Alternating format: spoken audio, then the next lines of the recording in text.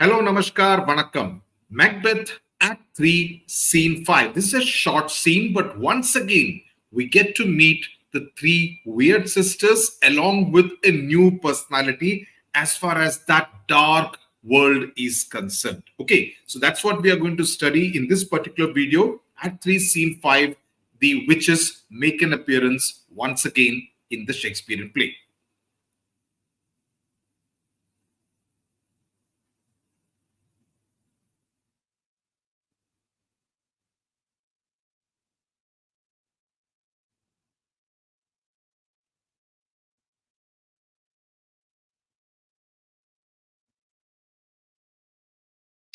Okay. Okay, so this is the heath where the scene is taking place. It is set on a stormy heath in the sense that as soon as we see it, we see that there is thunder. So there are all those negative and dark and dangerous elements that always seem to accompany the entry of the three weird sisters. The three witches meeting this particular person called, and it is pronounced as Hecate. That is Hekuhte. This is the British pronunciation, though in old Shakespearean English it was also pronounced as Hecate, but Hecate is the way it is pronounced in British English. Now, who is Hecate? She is the goddess of witchcraft. So you realize that she's like the principal of the school. The principal of the school where the three witches went. Okay, in that context. Okay, so there is thunder, there is storm, and the three witches are meeting Hecate. The first witch says, now, another interesting aspect that I found during my research is that there is a belief by some scholars that Act 3, Scene 5 may have been added later by another playwright, not necessarily William Shakespeare, because there are questions raised about the real purpose of Hecate in this particular play. I mean, the play could have done without this particular character as well. That's why these doubts have been raised. Anyway, first witch. Now, it doesn't mean that इसमें से question नहीं आ सकता. It doesn't mean that at all. Okay, I'm just telling you what an alternate point of view. Why? How now, Hecate? You look angrily. That is, you are looking angry. Hecate says, have I not reason, beldams as you are, saucy and overbold? What does it mean? Saucy means insolent, rude. Okay, insolent or even rude. Then disobedient, beldams means that you have been disobedient. Old women hags is referred to as, it's a slightly rude way of addressing old women. So she says that don't I have a reason to be angry? Disobedient old women that you have been rude and also overbold. You have been rather bold. Then says, how did you dare to trade and traffic with Macbeth in riddles and affairs of death? That how did you provide Macbeth? How did you deal with Macbeth and provide Macbeth with riddles and prophecies? This is riddles, that is in puzzle form, the way their first encounter had been. And affairs of death means prophecies. That is making those predictions without including me. Okay, without including me is what? Because I, the mistress of your charm, because after all, I am the source of all your powers. Mistress of charms means source of all your powers. Okay. So I am also the close contriver of all harms. What does it mean? I am the secret creator of all evil deeds. I am the secret creator of all evil deeds. Okay. So, but you never called to bear my part. But you three women, which is never called me to play my part, that I need to play my role also, and or show the glory of our art, or to show off our powers, my powers in particular. So she's feeling left out. She's feeling that these three women made all those predictions before Macbeth and Banquo, did not include her at all, and therefore she's throwing a tantrum that that's not the way it was meant to be. And which is worse, all you have done hath been but for a wayward son. She says that what is worse, which is worse is what is worse, you have done all this for a wayward, okay, unreliable person. Wayward as in someone who cannot be relied upon, who is also spiteful and wrathful. Spiteful and wrathful means who is also angry and hateful.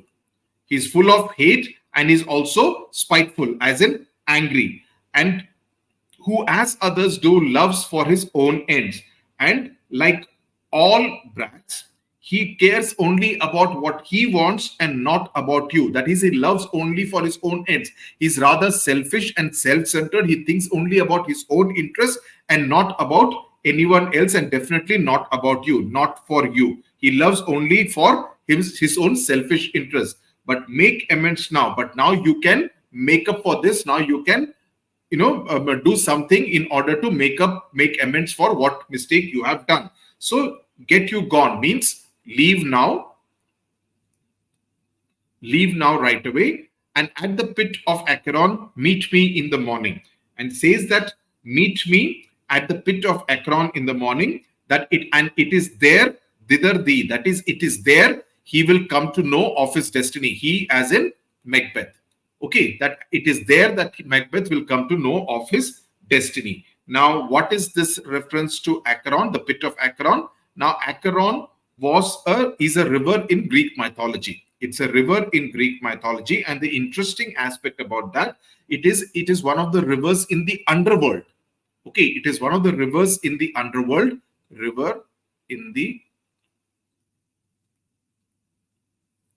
underworld, that the souls of the dead people have to cross. So whoever is dead, when the soul of the dead person has to go, it has to cross this particular river called Acheron, which flows in the underworld. So the pit of Acheron is some kind of an expression used by Hecate to invoke a sense of hell, because underworld means patal lok. So that it will be in hell, that it will be in somewhere in the underworld is where we will meet this particular, meet me there in the morning, and that's where you'll come to know about his destiny. That's where Macbeth will come to know about his destiny. Then Hecate continues to say that your vessels and your spells provide your charms and everything beside. So bring your vessels, which is a symbol of their domination over Macbeth. It is a symbolic of the domination over them. Your spells, your charms, and everything else. Okay, and now I will go off. Okay, so she asked that you need to bring all these elements when we are going to meet, when you will come to meet me at the pit of Acheron. And I will spend, she says that I am for the air, that I will now move off. That is, I will leave now. This night I will spend. See, you realize that this particular language that is used by all these sisters, weird sisters, and Hecate is a little this thing. It's not smooth kind of language. This night I will spend unto a dismal and fatal end. That is, I will spend the night working to make something dismal. Dismal means something negative or something disastrous. That I will do something to make something disastrous, dismal, horrible, and a deadly end. Fatal means something to do with death. Happen to, obviously, she's talking about Macbeth. Great business must be wrought before noon. That is, I have a lot of business, a lot of work to finish. Wrought means to finish before noon. To accomplish. To finish or accomplish before noon. Upon the corner of the moon, there hangs a vaporous drop profound. On the corner, so this is on the corner of the moon. Now, this is an interesting kind of metaphor being used. On the corner of the moon, there hangs a vaporous drop profound.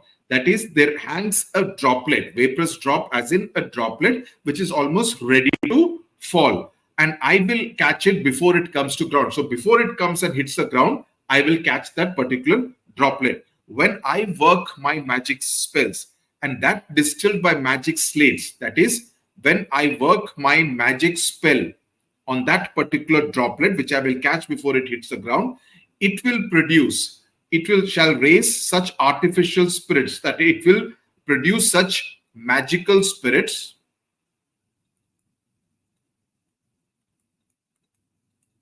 It will produce such magical spirits as by the strength of their illusion shall draw him on to his confusion. That will trick Macbeth with illusions, and he will walk into his own destruction. So you will have that, I will kind of cast a spell on that particular droplet, and that will kind of produce magical spell that will trick or cheat Macbeth with illusions, and he will walk towards his own destruction. So she has this entire plan worked out in her mind as to how she's going to trick Macbeth to walk towards his own destruction.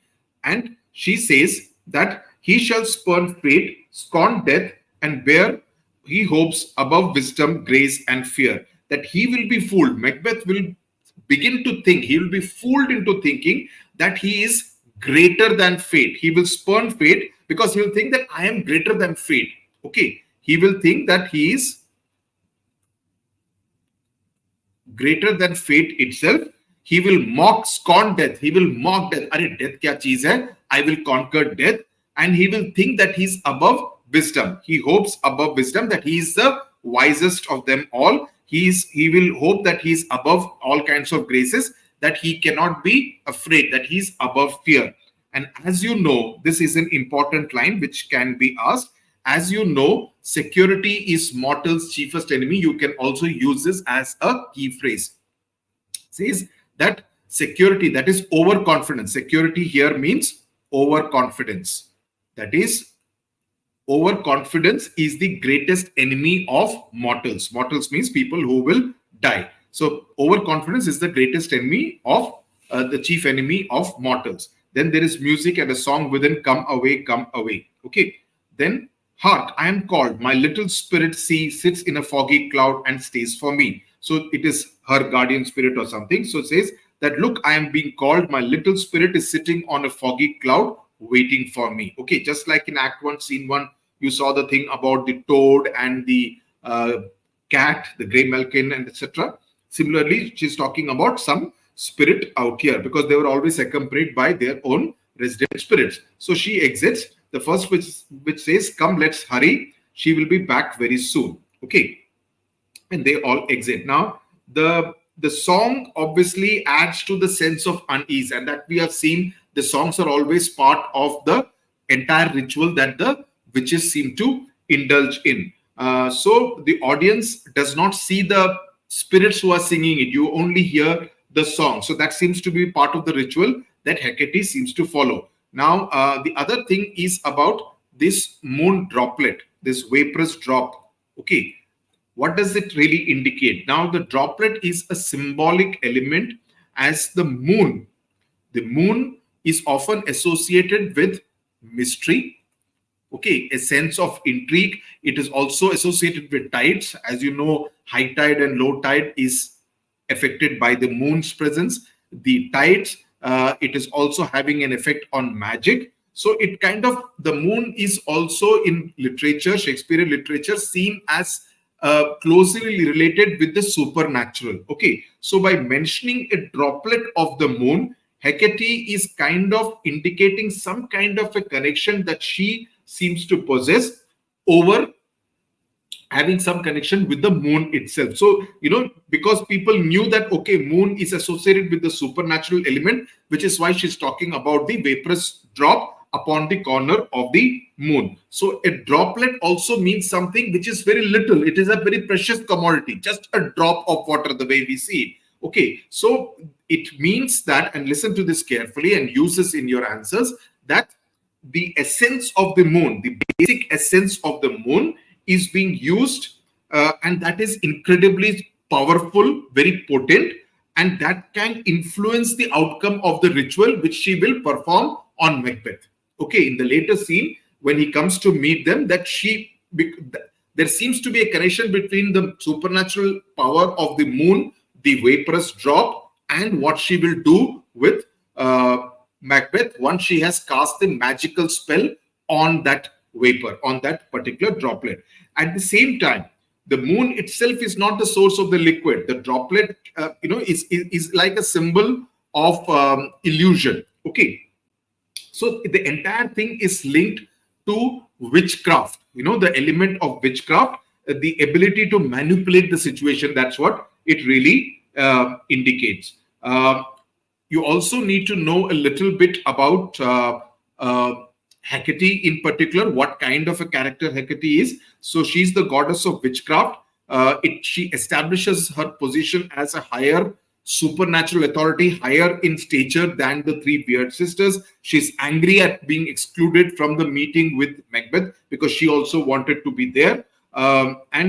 This obviously tells us for the first time that the witches are not all powerful. There is someone up the hierarchy, at a higher position than them. So it kind of adds an element of mystery, which is why what I told you right at the beginning. There are some people who believe that, probably this particular scene was added later on to kind of, prepare the ground for what happens later. Okay.